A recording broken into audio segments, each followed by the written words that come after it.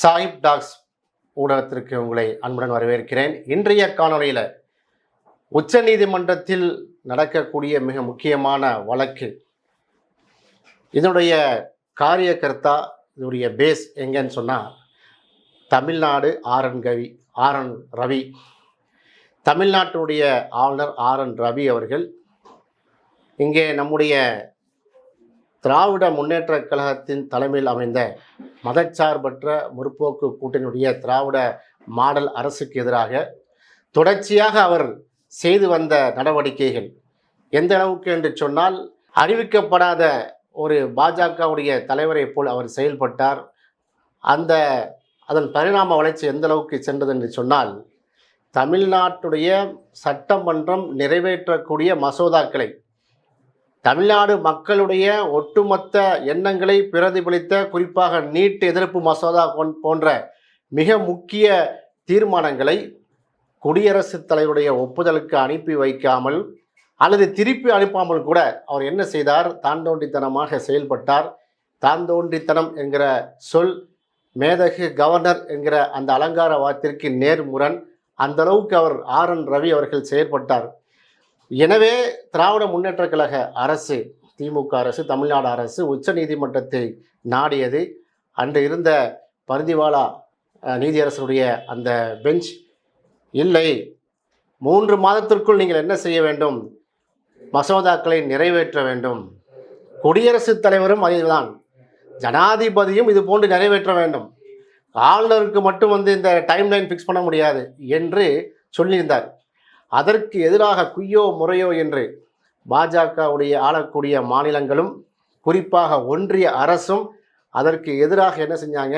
Supreme கோர்ட்டில் வந்திருக்கிறாங்க. குறிப்பாக ஜனாதிபதி திரௌபதி முர்மு அவர்கள் சற்றப்ப 14 கேள்விகளை கேட்டு, எனக்கு உரிமை இல்லையா, கான்ஸ்டியூஷனில் எனக்கு ஜனாதிபதிக்கு தகுதி இல்லையா, ரோல்ஸ் அண்ட் ரெஸ்பான்சிபிலிட்டி இல்லையா, என்னை கேள்வி கேட்பதற்கு சுப்ரீம் கோர்ட்டுக்கு என்ன தகுதி இருக்கிறது, எந்த சட்டத்தின் அடிப்படையிலே கேள்வி கேட்டிருக்கிறீர்கள், எனக்கு நான் அட்வைஸ் பண்ணக்கூடாதா, எனக்கு நீங்கள் டைம்லைன் செட் பண்ண முடியுமா, இப்படி ஒரு 14 கேள்வியை கேட்டிருந்தார். அது குறித்த அந்த வழக்கு மிகவும் சூடு பிடித்திருக்கிறது. இது குறித்த காணொலி தான் நம்முடைய காணொலியை தொடர்ச்சியாக நீங்கள் பாருங்கள். இது போன்ற காணொலி உங்களுக்கு கிடைக்க வேண்டும் என்று சொன்னால் சாஹிப் டாக்ஸ் ஊடகத்தை நீங்கள் என்ன செய்யுங்க? சப்ஸ்கிரைப் பண்ணுங்கள். 5 டிவிஷனல் பெஞ்ச், அதாவது 5 நீதியரசுகள் உண்டான அந்த கான்ஸ்டியூஷன் பெஞ்ச் சுப்ரீம் கோர்ட்டில், குறிப்பாக சீஃப் ஜஸ்டிஸ் B.R. கவை அவர்களுடைய தலைமையில் இன்றைக்கும் டியூஸ்டே, அதாவது 26 ஆகஸ்ட் 2025 செவ்வாய்க்கிழமை இன்றைக்கு விவாதத்தை முடித்திருக்கிறார்கள். 28ஆம் தேதி நாளை மறுநாள் யாரெல்லாம் இந்த டைம்லைன் ஃபிக்ஸ் பண்ணது சரி என்று சொல்கிறார்களோ அவர்களுக்கு வாய்ப்பு அளித்திருக்கிறார்கள் அவருடைய வாதங்களை எடுத்து வைப்பதற்கு. இப்போது பார்த்தீங்கன்னா, ஒன்றிய அரசினுடைய சொலிசிட்டர் ஜெனரல் துஷார் மேத்தா அவர்கள் நேற்றிலிருந்து வரிந்து கட்டிக்கொண்டு சுப்ரீம் கோர்ட்டுடைய நீதியரசர்களுக்கு பாடம் படுத்துவதை போல பேசிக்கொண்டே இருந்தார். இன்றைக்கும் அவர்களுக்கு வாய்ப்பு கொடுக்கப்பட்டிருக்கிறது. எந்த அளவுக்கு என்று சொன்னால், solicitor general Tushar Mehta appearing for the center concluded his argument during the hearing on August 21. 21லேருந்து இன்னைக்கு பேசினக்கூடிய பேச்சை அனைத்தையும் இன்னைக்கு என்ன செஞ்சார்? முத்தாய்ப்பாக அவர் சாராம்சத்தை வழங்கினார். அவர் என்ன சொல்றாருன்னா, மகாராஷ்டிரா, கோவா, ஹரியானா, சத்தீஸ்கர், பாண்டிச்சேரி இது போன்ற மாநிலங்களில் இருந்து தொடுக்கப்பட்ட வழக்குகளை எல்லாம் சுப்ரீம் கோர்ட்டுடைய தீர்ப்புக்கு எதிராகவும், பிரசிடென்ட் அதாவது ஜனாதிபதிக்கு ஆதரவாகவும் என்ன செஞ்சாங்க? இது போன்று அவர்கள் வாதங்களை எடுத்து வைத்தார்கள். அந்த வாதங்கள் பார்த்தீங்கன்னா கடுமையாக இருந்துச்சு. 143 ஆர்டிக்கிள் 143 143 கீழ் உச்ச நீதிமன்றம் எந்த அளவுக்கு நீங்கள் ஜனாதிபதிக்கு டைம்லைன் ஃபிக்ஸ் பண்ணுவீங்க என்றெல்லாம் கேட்டார்கள். அப்போ நாம் என்ன கேட்கிறோம்? இப்போ கவர்னர் சொல்லக்கூடிய ஆளுநர் தான் தோன்றித்தனமாக செயல்படலாமா? தமிழ்நாட்டுடைய வாதம் என்னவென்று சொன்னால், மக்களுடைய தீர்மானம், மக்களுடைய பணிக்காகத்தான் என்ன செஞ்சுறாங்க? ஓட்டு போட்டு வாக்கு செலுத்தி ஒரு அரசாங்கத்தை தேர்ந்தெடுக்கிறார்கள். அந்த அரசு மக்களுக்கான தேவையை பூர்த்தி செய்வமாக ஒரு சட்டமன்றத்தில் ஒரு சட்டத்தை ஏற்றுவதற்காக தீர்மானத்தை முன்மொழிகிறார் என்று சொன்னால், ஒன்று அது சரி என்று ஏற்றுக்கொண்டு சட்ட வரை ஆக்க வேண்டும் ஆளுநர், அல்லது அதை திருப்பி அனுப்ப வேண்டும். 2 கட்ட நிலைமையில் ஊற போட்ட மாதிரி ஒரு வருஷ கணக்கில் எந்த விதமான மூச்சு விடாமல் இருக்குவது எந்த விதத்தில் நியாயம்? ஆளுநர் அவர்கள், கவர்னர் RN ரவி அவர்கள் ஒரு வருட காலம் எந்த விதமான சைக்கிளையும் செய்யாமல், எந்த விதமான ரிப்ளையும் பண்ணாமல் அப்படி அமைதியாக இருப்பது எந்த சட்டத்தின் அடிப்படையில் என்பது பரிதிவாலா கேட்டார். அதே கேள்வியை தான் இப்பவும் கேட்குறாங்க. ஒன்று சரி என்றால் ஏற்றுக்கொள்ளுங்கள், இல்லைன்னா திருப்பி அனுப்பணும். ரெண்டுமே செய்யவில்லை. இப்போ அந்த ஆர்குமெண்ட்ஸ் என்ன செஞ்சிருக்கு, முடிவுக்கு வந்திருக்கிறது. நிறைய அதில் பிரச்சனைகள், நிறைய ஆர்குமெண்ட்ஸ். அதாவது ஆர்டிக்கிள் 200 படி article 200 would make these provisions says mister நவரை நிறைய வாதங்கள் எடுத்து வைத்தார். பிரசிடென்ட்டும் கவர்னரும் நம்ம என்ன பண்ணணும்னா, complete freedom discretion to say no, it is not a empty formality. இப்போ யார் ஃப்ரீடம் இல்லை என்று சொன்னால், நோ என்று சொல்வதற்கு, மசோதாவை திருப்பி அனுப்புவதற்கு ஜனாதிபதிக்கும் ஆளுநருக்கும் உரிமை இருக்கிறது. அதைத்தான் நாங்களும் சொல்கிறோம். நீங்கள் திருப்பி அனுப்பியிருந்தால் கேள்வி வந்திருக்காது. நாங்கள் ஏன் திருப்பி அனுப்புறீங்கன்னு கேட்டிருப்போம். அதில் தவறுகள் இருக்குன்னு சொல்லி ஆக வேண்டும் கவர்னர். நாங்கள் தவறுகளை, பிழைகள் இருந்தால் திருத்தி அனுப்புவோம். எதுவுமே சொல்லாமல் எப்படி அமைதி காக்கிறாரு, இதுதான் கேள்வி. அதுபோல் பார்த்தீங்கன்னா, துணைவேந்தர்களை, பல்கலைக்கழகத்துடைய துணைவேந்தர்களை யார் நியமிப்பதுங்கிற கேள்வி.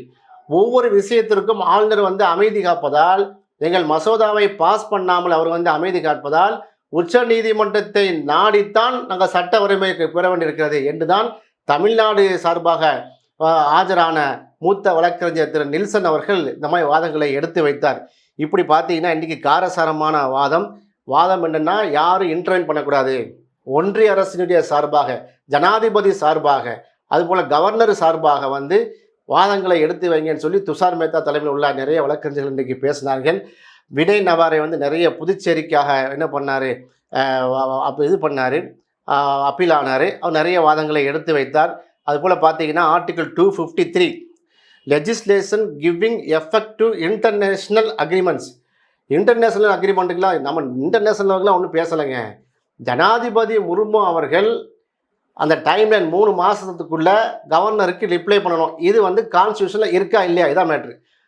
BR அம்பேத்கர் அவர்கள் 1950 இந்த கான்ஸ்டியூஷனை இந்திய அரசியலமைப்பு சட்டத்தை நிறுவும் போது அவர் என்ன சொன்னாங்க, கவர்னருக்கும் இது போன்ற ஜனாதிபதிக்கும் ஒரு டைம்லைன் ஃபிக்ஸ் பண்ணணும்.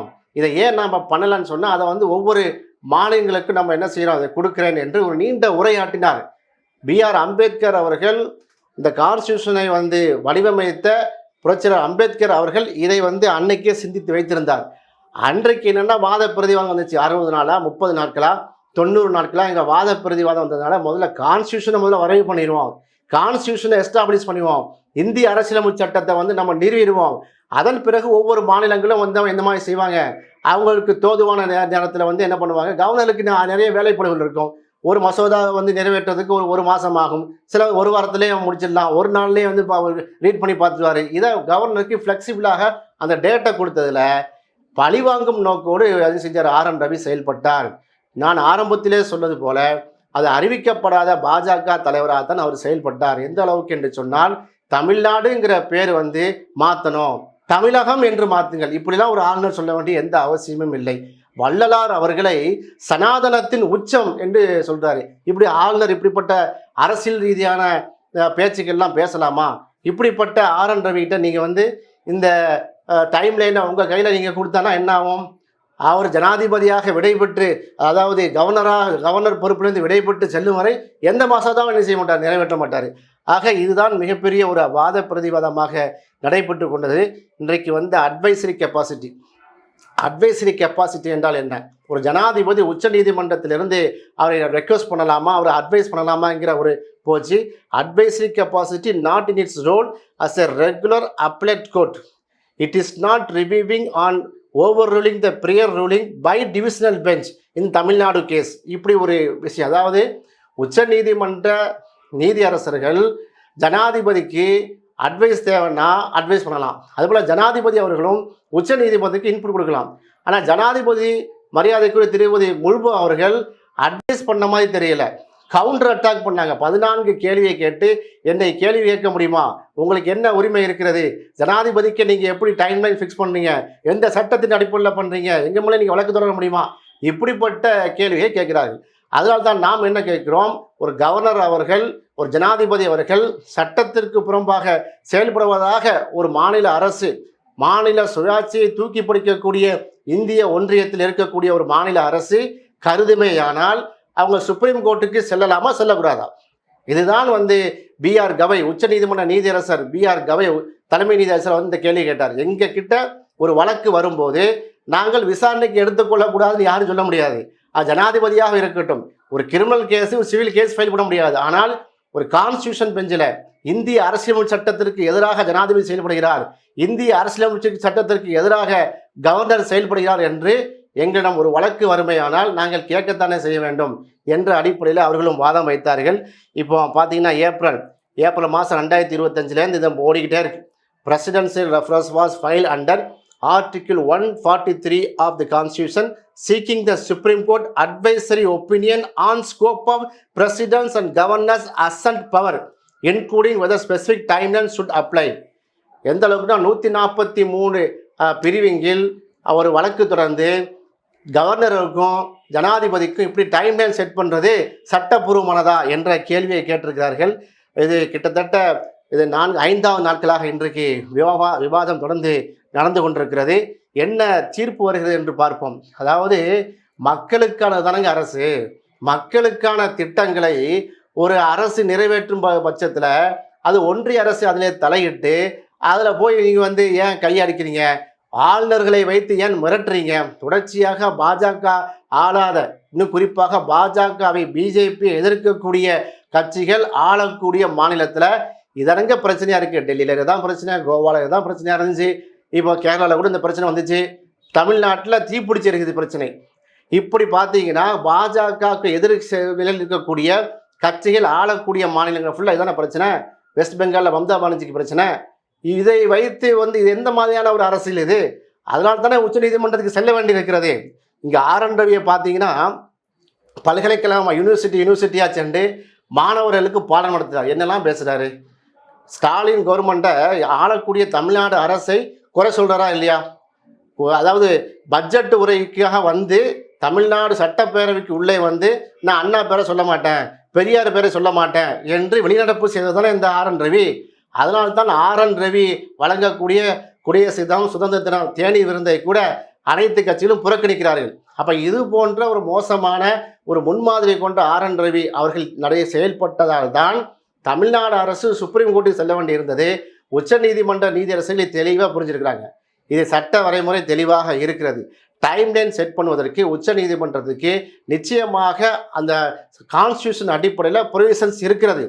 இதில் யார் பெரியவர், உச்சநீதிமன்ற பெருசா ஜனாதிபதி பெருசா என்று கேட்க வேண்டிய அவசியம் இல்லை. ஜனாதிபதிக்கும் சில பவர்கள் இருக்கிறது, ரோல்ஸ் அண்ட் ரெஸ்பான்சிபிலிட்டி இருக்கிறது, கவர்னர்களுக்கும் சில பவர் இருக்குது. அதுபோன்று உச்ச நீதிமன்றம் சுப்ரீம் கோர்ட், அபெக்ஸ் கோர்ட் என்பது இந்தியாவுடைய கான்ஸ்டியூஷனை அசைக்க முடியாத சக்தியாக இருக்கிறது.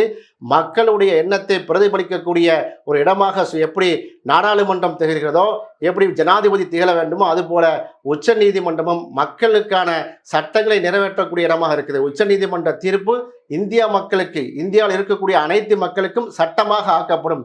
தமிழ்நாட்டுக்கு வழங்கக்கூடிய அந்த தீர்ப்பு ஒட்டுமொத்த இந்தியாவுக்கும் என்ன செய்யும், அது பொருந்தும் என்பதையெல்லாம் அறிந்த நிலையில்தான் இன்றைக்கு ஒன்றிய பாஜக அரசு பதட்டப்படுகிறது. அங்கே காரசாரமாக வாதம் வைக்கிறார்கள். பார்க்கலாம் என்ன நடக்கிறது என்று சொல்லி. சட்டத்தின் ஆட்சி நடக்க வேண்டும், சட்டப்படியான தீர்ப்பு உச்சநீதிமன்றத்திலே வரும் என்பதை எதிர்பார்க்கிறோம். இது போன்ற காலையில் உங்களுக்கு வர வேண்டும் என்று சொன்னால் சாஹிப் டாக்ஸ் ஊடகத்தை நீங்கள் சப்ஸ்கிரைப் பண்ணுங்கள். இதுவரை நீங்கள் உங்கள் நண்பர்களுக்கு அறிமுகப்படுத்தார்கள், இந்த சேனலை அறிமுகப்படுத்துங்க. தொடர்ச்சியாக இணைந்திருப்போம். நன்றி.